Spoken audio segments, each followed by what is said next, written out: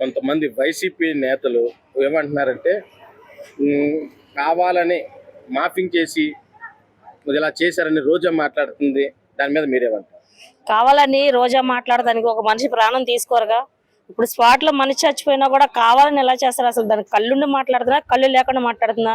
దానికి బుద్ధి జ్ఞానం శాంతం చిప్పుపోయింది. దానికి పోయి అది ఏం మాట్లాడుతుందో దానికి అర్థం కావట్లా. బాగా వైసీపీ అధికారంలో ఉన్నంత కాలము డబ్బులు విచ్చలవిడిగా దోసుకొని పేద ప్రజల సొమ్ము పందికొక్కలా తిని అడ్డంగా బలిసి వాళ్ళ రోజున ఒక మనిషి ప్రాణం పోయినా సరే మానవత్వం లేకుండా నీచంగా మాట్లాడే ఆ నీచాతి చెప్పు తీసుకొని ఆంధ్ర రాష్ట్ర ప్రజలు ఇంకా కొడతారనమాట.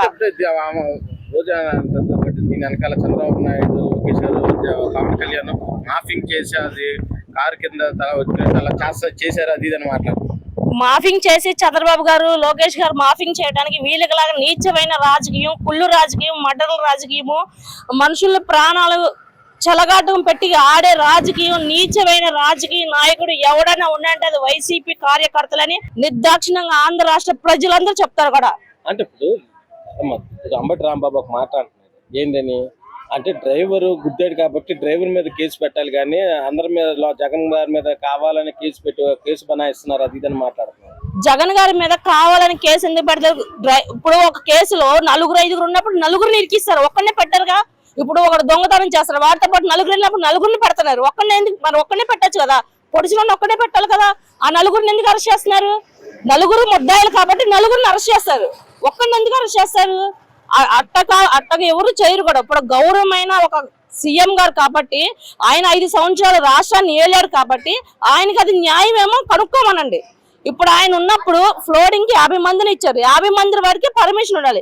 అక్కడ వేలాది మంది జనాభా వచ్చి జనాల ప్రాణాలతో చెలగాట వాడేటప్పుడు పోలీసు రక్షణ తీసుకోవాలి, అక్కడ బందోబస్తు అయినా పెట్టుకోవాలి. అదేమీ లేకోకుండా మీరు ఫ్లోరింగ్ మీద జనాలు వదిలేసి జనాల్ని విచ్చలవిడిగా చంపుకుంటా పోతాము, గొడ్డలతో నరుక్కుంటా పోతాము, మేము దాచుకుంటాం అని ఇంతకాలం చేసిన అరాచకం చాలు. పవన్ కళ్యాణ్ గారి జోలి కానీ, డిప్యూటీ సీఎం గారి జోలి ఎవరైనా వస్తే, నారా చంద్రబాబు గారి జోలి ఎవరైనా వస్తే, మళ్ళీ అన్న లోకేష్ గారి జోలి వస్తే మటుకి ఎవరిని కూడా వదిలేది లేదు. మాఫింగ్ చేయడం దీంట్లో ఏమి లేదు. అక్కడ ఫ్లోరింగ్ ఎక్కువతో వల్ల మనిషి కారు కింద పడి మృతి చెందాడు.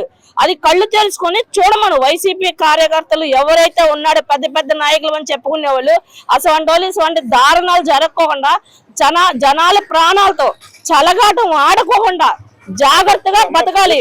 జగన్మోహన్ రెడ్డికి కొంచెం చెప్పారంట ఇలాగ కార్ కింద పడ్డాడంటే ఆయన పరామర్శించుకోవడం కరెక్టేనంటారు. అసలు ఆయన ఎవరిని పరామర్శించాడండి? ఎక్కడ చావుకి వెళ్ళినా ముఖంలో స్మైల్ ఒకటి ఇస్తాడు. ఎక్కడైనా చూడండి, సొంత బాబాయ్ చచ్చిపోతేనే అవుతాడు. ఎక్కడ మొన్న మన దేశం కోసం ఒక మనిషి ప్రాణం వదిలేస్తే ఆ ప్రాణాల కాడికి వెళ్ళి కూడా నవ్వుతున్నాడు.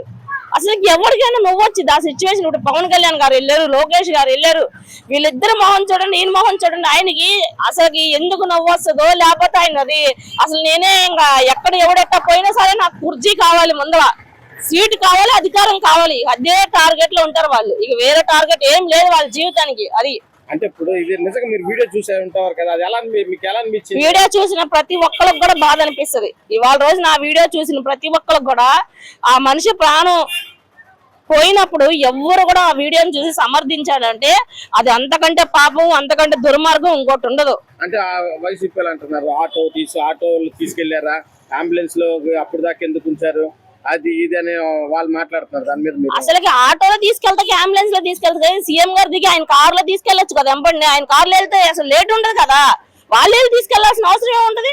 ఒక మనిషి ప్రాణం కంటే సీఎం ప్రాణాలు ఎవరు తీసారు కదా. అక్కడ ఆయనకి భద్రత ఉంటారు, ఆయన బాడీ గార్డులు వీళ్ళందరూ ఉంటారు, అక్కడ పోలీసు వాళ్ళు ఉంటారు, ఒక రక్షణ అనేది ఉంటది. ఇప్పుడు అందరి కుటుంబాలని రక్షిస్తానికే వెళ్తుంది ఆయన, ఊరికి వెళ్తలేదు ఆయన. అక్కడ ఎవరు మాట్లాడాల్సినంత అవసరం లేదు నాకు తెలిసి. అయితే జగన్మోహన్ రెడ్డి పర్యటనలో సింగయ్య అనే అతను ఆయన కారు కింద పడి చనిపోతే దాన్ని కొంతమంది వైసీపీలు కానీ రోజా కానీ ఇది గ్రాఫిక్స్ చనిపోయాడు అది ఇదని మాట్లాడతారు. దాని మీద మీరేమన్నారు? జగన్మోహన్ రెడ్డి గారిని ఒకటే అడగదలుచుకున్నాం. పల్నాడులో ఒక బెట్టింగ్లో డబ్బులు వేసి పోగొట్టుకున్న అతను చనిపోతే వాళ్ళ కుటుంబాన్ని పరామర్శించడానికి డిపార్ట్మెంటు 100 మందికి పర్మిషన్ మాత్రమే ఇచ్చింది. అలాంటిది అనేక జనాల్ని పోగు చేసుకొని సింగయ్య అనే వ్యక్తి తన కారు మీద స్వయాన జగన్మోహన్ రెడ్డి కాన్వాయ్ కారు కింద పడ్డా కూడా చూసుకోకుండా ఆ బాధితుడు చనిపోవడం జరిగింది. అరుస్తున్న కేకలు పెడుతున్న ఆ బాధితుడిని పట్టించుకునే నాదుడే లేడు. అత్యుత్సాహానికి పోయి రోజా ఒక మాట అంటుంది, అంటే గ్రాఫిక్స్ చేశారు అది ఇదని మాట్లాడుతున్నారు. దాని మీద మీరు ఏమంటారు? పూర్తిగా విజువల్స్ రాష్ట్ర ప్రభుత్వం అయితేనేం కేంద్ర ప్రభుత్వం అయితేనేం విడుదల చేసింది. ఒకసారి అమ్మా రోజా, మీరు మీ కుటుంబంలో సభ్యులైతే మీకు ఆ బాధ, ఆ పేగుబంధం తెలుస్తుంది. ఒక పేదరికానికి చెందిన ఒక వ్యక్తి, సింగయ్య అనే వ్యక్తి స్వయాన తన కారు కింద ఉన్న విజువల్స్ ఇవాళ సోషల్ మీడియాలో వైరల్ అవుతున్నాయి. ఒక్కసారి చెక్ చేసుకోవాల్సిందని కోరుతా ఉన్నాం. అంటే ఇప్పుడు రాంబాబు, అంబటి రాంబాబు కూడా అన్నాడు, ఒకళ్ళు డ్రైవర్ అరెస్ట్ చేస్తే అందరి మీద కేసులు పెడతాం ఏంటి అది ఇది అని అన్నమాట. అంబటి రాంబాబు గారిని ఒకటే అడుగుతున్నాం, అయ్యా మీరు మీ వెహికల్స్ లో 5 మంది వెళ్తుంటే ఏదైనా యాక్సిడెంట్ జరిగితే మీ డ్రైవర్ పైన కేసు మోపుతుందా? మీ డ్రైవర్ తో సహా కారులో కూర్చున్న మీ అందరికీ వర్తిస్తుందా?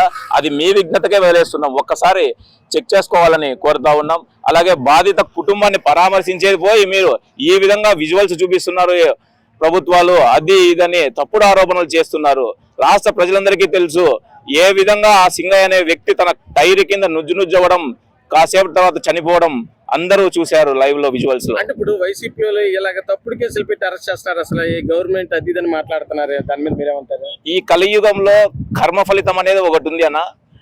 గత 5 ఏళ్ల పరిపాలనలో చూసుకుంటే అనేక వికృత చేసలు చేసి డిపార్ట్మెంట్ పెట్టుకుని ఎన్నో ఇబ్బందులు చేశారు పేదలని. ఆ రోజు పెట్టిన తప్పుడు కేసులు, తప్పుడు ఆరోపణలు, తప్పుడు చేసల వల్లనే ఈ రోజు వాళ్ళ కర్మ సిద్ధాంతం అనేది వదలడం లేదు. ఎటువంటి తప్పు చేసిన బాధితులను ఖచ్చితంగా ఎన్డీఏ ప్రభుత్వం శిక్షగా విధిస్తుంది అని కూడా తెలియజేస్తున్నాం.